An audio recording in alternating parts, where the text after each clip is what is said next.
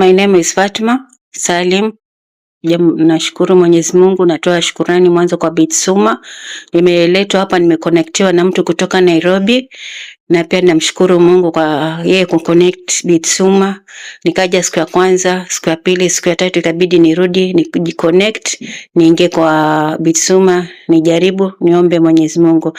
Nikajaribu, nikaomba Mungu, nikampigia simu mamangu kwa sababu ulikuwa nataka baraka zake, na nashukuru nikapata baraka zake.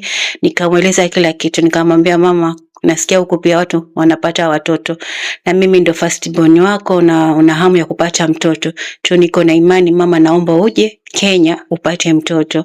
Na nashukuru nikamconnect mamangu, sasa najivunia nitapata ndugu yangu karibuni.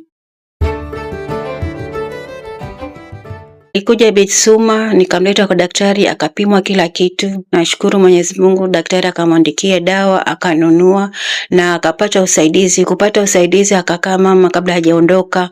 Ikabidi akaniambia mama anasikia vibaya. Nikampeleka hospitali pale kwa Collins Savani.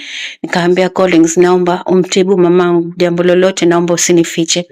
Akapimwa kila kitu, akaonekana mama kumbe ni mjamzito.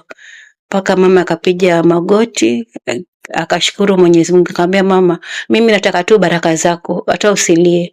Huyu anakuja, najua ni ndugu yangu na nitajivunia kwa nipate ndugu yangu. Na shauri watu, kwa jambo la kwanza najivunia waje Bitsuma. Bitsuma ni nzuri, tunajivunia, kila mtu anakuja hapa anapona. Namshukuru Mwenyezi Mungu, nimeleta watu wa kansa wamepona, nimeleta watu wa pressure wamepona, hata sasa hivi nimeleta pia watu wa magoti. Nashukuru Mwenyezi Mungu, na mimi pia najivunia baraka nyingi zinanimiminia kwa wazazi, kwa wengine.